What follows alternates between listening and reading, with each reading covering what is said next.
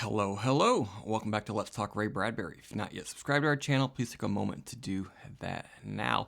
All right, so we are back looking at the next chapter in From the Dust to Return, Ray Bradbury's 2001 fix-up novel about the very strange, monstrous Elliot family living in Upper Illinois. We're going to skip over Chapter 12 on the Orient North from 1988's The Toynbee Convector because I previously reviewed that here on this channel. And we're going to skip ahead to Chapter 13, Nostrum Paracelsius Crook. Don't tell me who I am, I don't want to know, says Nostrum P.C. He is one of the family members, he is a cousin, he had come for the homecoming, and because of war brewing over Europe, he has decided to stay, or rather was forced to stay, and he's gathered with about 60 other cousins in the barn, which I think is the barn that previously burnt down in the last chapter, but oh well. Like many of them, again, he's a refugee of war in Europe and Asia. He goes on saying that, we've never defined ourselves, what are we, but we now must because we're all forced to live here together year-round, at least until the trouble in Europe is over. Before anyone can answer this question, and there all seem to be in agreement that, yes, this question must be answered, a new arrival comes in, blows in on the wind. He's called the ghastly passenger at this point. And in a long-winded monologue, he sort of asks, who and what are we? But he uses a whole bunch of paradoxical definitions because as very ghostly and different beings held together by family bonds that are obviously not biological family bonds, they have this status as being all outcast together, despite the fact that they're not the same. They can't be easily defined just because they may share one thing in common. But it is by their nature that they are hard to define and hard to group together, at least the way they see each other. Outsiders would look at them and say, you're all monsters.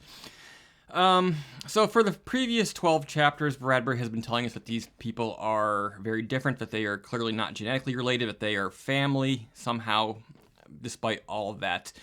Nostrum P.C, this cousin, he hints that in the coming chapter, perhaps they will further attempt to define themselves, but we don't actually get a definition in this story. I did peek ahead to the next one, which is the October people, and it seems like that question is going to continue to be answered, so this is more of a part 1 of 2. But, in the end, you can glean a lot from this. I'm not the biggest fan of allegory, but I think Bradbury is very likely using this family to represent the melting pot of America. And, of course, the diaspora of Europe and Asia coming to America, looking for a better life, or actually in some cases forced to America because of war in their own countries, and then coming together. And then how are they going to be looked at upon other outsiders and people who have been here longer?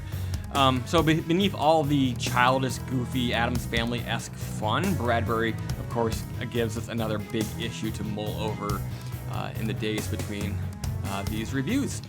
All right, then, as hinted before, next time we'll be looking at From the Dust Return, Chapter 14, The October People, so be sure to tune in for that.